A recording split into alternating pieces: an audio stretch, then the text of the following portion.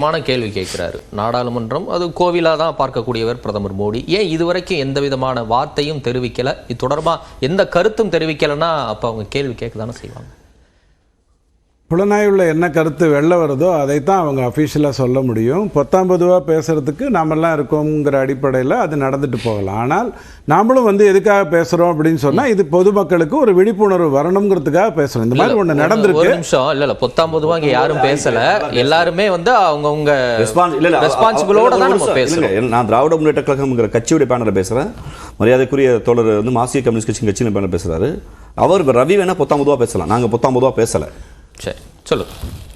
பாராளுமன்றத்தில் நடந்திருக்கிற அந்த பிரீச் அப்படிங்கிறது கேவலமான ஒரு விஷயம், அசிங்கமான ஒரு விஷயம். எந்த ஆட்சியிலும் அது கருத்தை தெரிவிக்கக்கூடாத, அது என்ன நடந்தது, ஏன் நடந்தது, நாளைக்கு எப்படி அது நடக்காமல் இருக்கணும் அப்படின்னு பார்க்கக்கூடிய ஒரு இன்வெஸ்டிகேஷனாக தான் அதை எடுத்துகிட்டு போகணும்.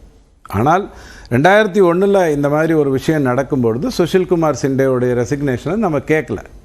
அன்றைக்கி அவர் தான் ஹோம் மினிஸ்டராக இருந்தாரா இல்லையான்னு கூட இன்றைக்கி நிறைய பேருக்கு தெரியாது. எப்போ? 2001 சுஷில்குமார் சிண்டே 2001 ஹோம் மினிஸ்டரா ஒருத்தர் இருந்தார். அவர் பேர் தெரியும் இல்லையா யாருக்காவது? நான் உங்களுக்கு சொல்றதுக்கு தான் நான் இந்த பேரே சொன்னேன். 2001 ஒரு சம்பவம் நடந்ததா இல்லையா பாராளுமன்றத்தில்? வாஜ்பாய் ஆட்சியில தான் நடந்தது, திமுக தானே கூட்டாட்சி. அந்த டைம்ல உள்துறை அமைச்சர் வெளில போகணும்னு ஏதாவது ஒரு வாதம் வந்ததா, இவங்க ராஜினாமா பண்ணணும் அப்படின்னு ஏதாவது அங்க கொலையே நடந்தது, படுகொலையே நடந்தது, துப்பாக்கி சூடு நடந்தது. யாராவது கேட்டாங்களா? இப்ப கேக்குறாங்களே. இன்னைக்கு ஊடகங்கள் காலையில மத்தியானத்துல இருந்து பேசப்படுவதெல்லாம் அமித்ஷா அமித்ஷா அமித்ஷா அமித்ஷா தான் பேசக்கூடாது. யார் நான் பார்க்கலன்றீங்களா? மக்கள் பார்க்கலங்கிறீங்களா? உள்துறை அமைச்சரை நோக்கி தானே உங்க வாதமே போச்சுன்றேன். யார் ராஜினாமா கேட்டா? யாரு? உள்துறை அமைச்சர் பதில் சொல்லணும், ராஜினாமா பண்ணணும், பொறுப்பு அப்படின்னு எல்லாம் பேசலையா? ராஜினாமான்னு யார் சொன்னா சொல்லுங்க. பாருங்க, பொறுப்புன்னு பேசுனீங்களா? அவர் தான் பதில் சொல்லணும்னு பேசுனீங்களா? 2001 இப்படி பேசப்பட்டதான் பாருங்க, அவ்வளவுதானே. ஸ்கேல் அதோட போய் பாத்துக்கோங்க. ஆனால் கற்பனையா ஒரு குற்றச்சாட்டை வச்சுட்டு இது அடிப்படையே அப்படிதாங்க. ஒரு தீவிரவாத தாக்குதலாக இருந்தால் பேரழிவு இல்லாமல் ஒண்ணு நடக்காது. அவன் தான் தீவிரவாதி. இது செஞ்சதெல்லாம் அல்லக்கையோடைய வேலை. அதுக்கு பல காரணங்கள் இவங்க இதெல்லாம் தெரிய வரும், தெரிய வரும். கேள்வி சார், இல்ல நீங்க என்னதான் இருக்கட்டும், இப்ப ஒரு வண்ணப்புகை குப்பி, அதுல ஒரு விஷப்புகை இருந்தோ இல்ல, இப்ப அன்புமணி கூட கேட்டாரு, இப்படி காலனிக்குள்ள மறைச்சு வச்சு இவ்வளவு பெரிய ஒரு பாட்டில மாதிரி எடுத்துட்டு போக முடியுது, ஒரு வெடிகுண்டோ இல்ல ஒரு துப்பாக்கியோ எடுத்துட்டு போனா என்ன நடந்திருக்கும் அப்படின்னு கற்பனை பண்ணி பார்க்க முடியும். புலனாய்வு சொல்வதற்குள் அவசரப்பட்டு அந்த ஷூக்குள்ளேயே வச்சுக்கிட்டு தான் அவர் உள்ள வந்தாருன்னு நினைக்காதீங்க. அப்படி வந்திருந்தா வந்திருக்க முடியாதுன்னு நம்ம நம்புறீங்க. நான் என்ன சொல்றேன், ரவி எப்படி முடிவு பண்றாரு? முடிவு பண்ணாதீங்க. ஆனா அது உள்ள வைக்கப்பட்டு அங்க வந்த உடனே கொடுக்கப்பட்டிருந்திருக்கலாம் அப்படின்னு நீங்க நினைச்சுக்கோங்க. காரணம் என்ன தெரியுமா? சார் வக்காலத்து வாங்குறீங்க. நான் வக்காலத்து வாங்கலீங்க. என்ன அர்த்தம்? எதையுமே முடிவு பண்ணாதீங்க, புலனாய்வு சொல்லட்டும். நீங்க தான் சார் வக்காலத்து வாங்குறீங்க. இல்லைங்க, இவர் ஷூ போட்டுட்டே உள்ள வந்தாருன்னு நீங்க சொல்லும்போது என்ன ஆகும் தெரியுமா? 5 தட்டிலையும் அது பிரீச் ஆன மாதிரி ஆகுது. அந்த மாதிரி இருக்காது. நீங்க ஏன் முன்முடிவுக்கு வர்றீங்க? ஐயோ, நீங்க முன்முடிவுக்கு வராதீங்கங்கிற முடிவை நான் உங்களுக்கு எடுத்து சொல்றேன். எனக்கு அதெல்லாம் தெரியும் சார். தெரியுமா? அப்ப நான் அடுத்த மேட்டருக்கு வந்துடுறேன். இது என்ன சுடுகாடு இடுகாடு? நில்லுங்க சார், நீங்க இதுல நில்லுங்க. செய்தியாளர்கள் உள்ள நுழையிறதுக்கே அங்க 4 கட்ட பாதுகாப்பு இருக்கு. ஒரு எம்பி நுழையிறதுக்கோ இல்ல எம்பி சிவார்ஸ்ல நுழையிறதுக்கோ இல்ல மற்றவர்களுக்கோ எப்படிப்பட்ட ஒரு பாதுகாப்பு? நீங்க இப்படி ஒரு பார்வையாளர் மாடத்துல இருந்து ஒருத்தர் குதிச்சு ஒரு அசம்பாவிதத்துல அத்துமீறல்ல ஈடுபடுறாங்க, சேம்பருக்குள்ள குதிக்கிறாரு சார். நீ என்ன ரொம்ப அசால்ட்டா பேசுறீங்க. பேசுனது வேற, நீங்க இப்ப சொல்ற கருத்து வேற. நீங்க சொன்னதெல்லாம் பரவாயில்ல, நான் வேற பேசுறேன். நீங்க சொன்னதெல்லாம் நடந்தது, நான் பேசின விஷயம் வேற. அவர் அந்த முதல்ல இருந்தே வரும்போதே ஷூக்குள்ள வச்சுக்கிட்டு வந்தாருங்கிற மும்முடிவுக்குள்ள வராதிங்க. அப்படி வந்திருந்தா இந்த 5 கட்ட தாண்டி அவர் வந்திருக்க முடியாது.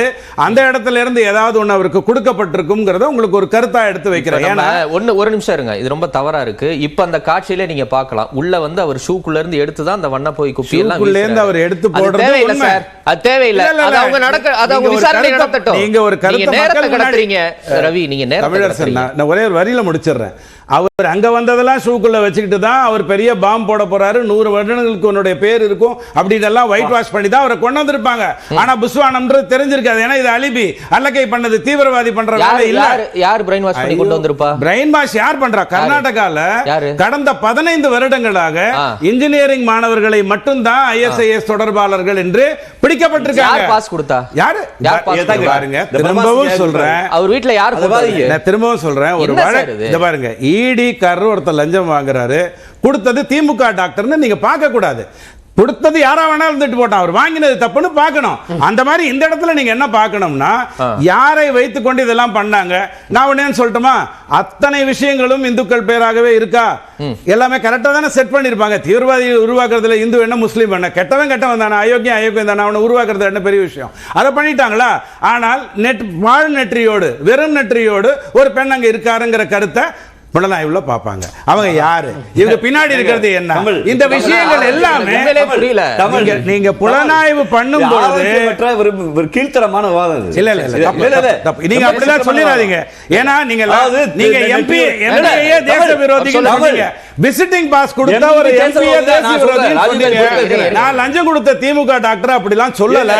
நான் மெயின் மேட்டருக்கு வந்துடுறேன். அடிப்படையில் இந்திய மக்கள் பார்க்க வேண்டியது ரொம்ப முக்கியமான விஷயங்கள் இதுல என்னன்னா, பாராளுமன்றத்தில் இந்த மாதிரியான ஒரு விஷயம் நடப்பதற்கு ஏற்பாடு நடக்கிறது என்று சொன்னா, சிவில் டெரரிசத்தை ஆதரிக்கத்தான் இந்த மாதிரியான டெரரிசம் வரும். சிவில் டெரரிசம் அந்த இடத்துல ஒரு பிக் பாக்கெட் லெவல்லே ஒருத்தனை முடிச்சிட்டீங்கன்னா அவன் கொலைகாரனாவோ மாற மாட்டான். சிவில் டெரரிசம் வளர்க்கப்படுவது தான் இங்க பெரிய பிரச்சனை. அத மதம் ரீதியாக உன்னை ஒடுக்கிடுவாங்க, ஒரு அதிபராட்சி வந்துடும், அவர் தான் இருப்பாரு, சட்டமன்றமே இருக்காது, பாராளுமன்றமே இருக்காது, இப்படி எல்லாம் உசுபேத்தி சிவில் டெரரிசத்தை உருவாக்காதீங்க. நான் எளிமையா கேக்குறேன், இருங்க. இந்த பாதுகாப்பு குறைபாடு சம்பவத்துக்கு மோடியோ அமித்ஷாவோ பொறுப்பு இல்ல, சிவில் டெரரிசம் பேசுறவங்க தான் பொறுப்பு. இல்ல நீங்க அட்மாஸ்பியர் வேற சொல்ல வர்றாரு. உடனே சொல்லட்டுமா, புது கட்டடம் அப்படி இப்படின்னு தசை திருப்பாதீங்க. செங்கோல் தான் பெரிய பிரச்சனை. என்ன திசை திருப்ப? நான் போய் சொல்றேன். இல்ல அவங்க போய் சொல்றாங்க. புது கட்டடம்னு எல்லாம் இந்த பிரச்சனையை கொண்டு போகாதீங்க. செங்கோல்ங்கிற அடிப்படையில இருந்து கொண்டு வாங்க. அங்கதான் சிவில் டெரரிசம் வருது. அந்த இடத்துல செங்கோல் கொண்டு வந்ததுதான் பிரச்சனை. சிவில் டெரரிசம் வருது. சிவில் டெரரிசமால தான் இதெல்லாம் நடக்குது. ஏங்க செத்து போறன்னு தெரிஞ்சு ஒருத்தன் தீவிரவாதி வருவாங்க, செத்து போறன்னு தெரிஞ்சு ஒருத்தன் வருவான். இப்படி மாட்டி போற ஒரு தீவிரவாதி வர மாட்டான். போய் விடுங்க, நீங்க குழம்பி இருக்கீங்க. என்ன சிவில் டெரரிசம் எங்க இருந்து கொண்டு வரீங்க? சிவில் டெரரிசம்ங்கிறது நீங்க எப்படி திரும்ப உருவாக்குறீங்க? இது ஒற்றை நாடுக்குள்ள போகும், இது ஒற்றை மதத்துக்குள்ள போகும், உன்னை இதை சாப்பிட விட மாட்டாங்க, உன்னை அதை பண்ண விட மாட்டாங்க.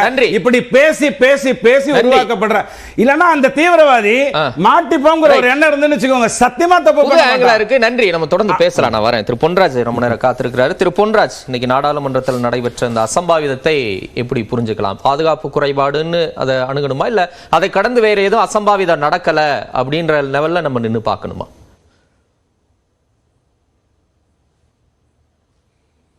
இதை ஒரு பல்வேறு கோணங்களில் அதை பார்க்க வேண்டியது இருக்குது. ஒன்று செக்யூரிட்டி ஆங்கிள், இன்னொன்று இது ஒரு தீவிரவாத சிந்தனை ஒரு பக்கம், இன்னொரு பக்கம் இப்படி ஒரு வல்னரபிலிட்டி கொண்ட ஒரு இடமாக ஒரு புது பார்லிமெண்ட் கட்டடம் இருக்கிறதா, இன்னொன்று இந்த அளவிற்கு ஒரு ஓட்டை உள்ள ஒரு செக்யூரிட்டி சிஸ்டம் பார்லிமெண்ட்டை மேனேஜ் பண்ணுதா அப்படின்ற பற்றியெல்லாம் பார்க்க வேண்டியது இருக்குது. நீங்கள் என்டையர் பார்லிமெண்ட்டினுடைய செக்யூரிட்டி சர்வீஸ் ஒரு மிகப்பெரிய ஒரு கட்டமைப்புக்குள்ளே இருக்குது. Rajya Sabha director security parliamentary security services அப்படின்ற அமைப்பில் வருது. லோக்சபா அசிஸ்டன்ட் செக்ரட்டரி செக்யூரிட்டி அவருக்கு கீழே இந்த அமைப்பில் வருது. இவர்கள் எல்லாருமே ஒட்டுமொத்தமாக பார்லிமெண்ட்டை அதில் இருக்கக்கூடிய அனைத்து அவைகளையும், லோக்சபா, ராஜ்யசபா, கேலரி, மற்ற மண்டபங்கள், annexe, parliament annexe, old parliament எல்லாத்தையுமே பார்த்துக்கொள்ளக்கூடிய செக்யூரிட்டி பொறுப்பு அவர்களுக்கு இருக்கிறது.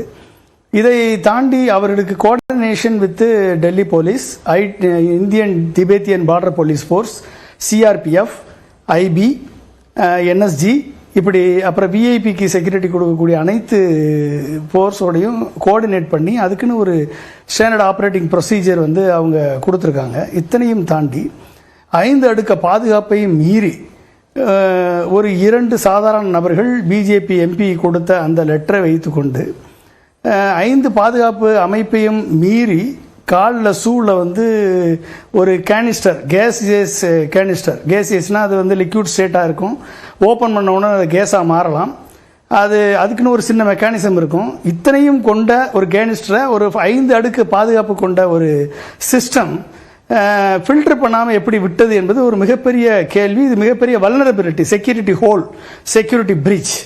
ஸோ இப்படி இருந்து அப்படின்னா இது ஒட்டுமொத்த பார்லிமெண்ட்டுடைய செக்யூரிட்டி காம்ப்ரமைஸ் பண்ணப்பட்டதா என்ற மிகப்பெரிய கேள்விக்கு பதில் சொல்ல வேண்டிய கடமை ஹோம் மினிஸ்டருக்கு இருக்கிறது.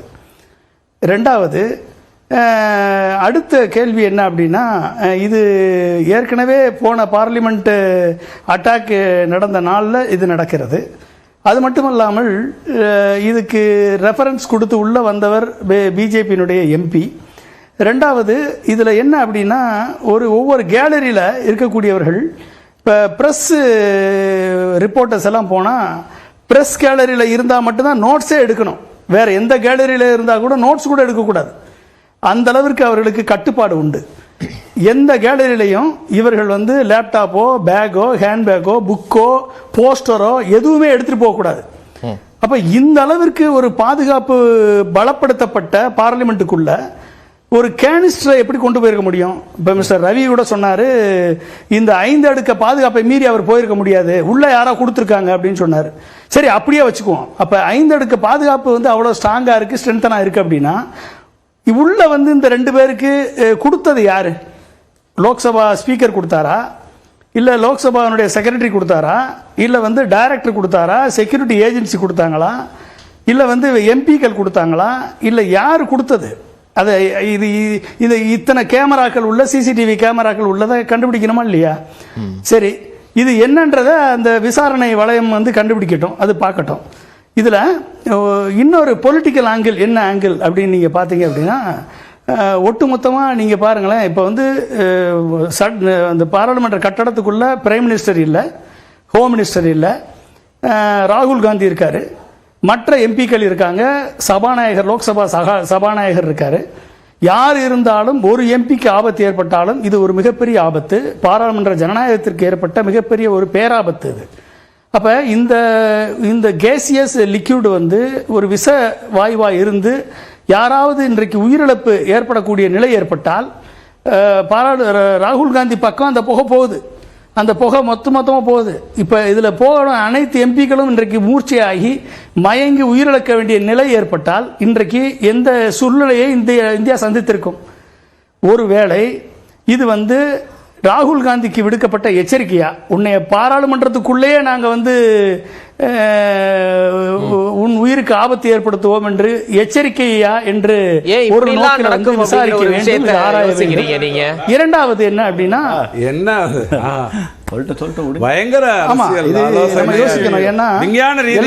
ஆங்கிளையும் நம்ம யோசிச்சு தான் பார்க்கணும். எல்லாத்தையும் பேசணும் ஆலோசனை இல்ல. நீங்க மத்தவங்க கொஞ்சம் பேசாம இருக்குது நல்லது. கொஞ்சம் நீங்க பேசும்போது நான் குறுக்க பேசல, நீங்க கேளுங்க. நான் என்னுடைய ஆங்கில சொல்றேன். நான் இது ஒரு ராகுல் காந்திக்கு விடப்பட்ட டைரக்ட் எச்சரிக்கையா, வெளியே போனாலும் பரவாயில்ல, பார்லிமெண்ட்டுக்குள்ளேயே உங்க உயிருக்கு ஆபத்தை ஏற்படுத்த எங்களால் முடியும் என்று சொல்லப்பட்ட எச்சரிக்கையா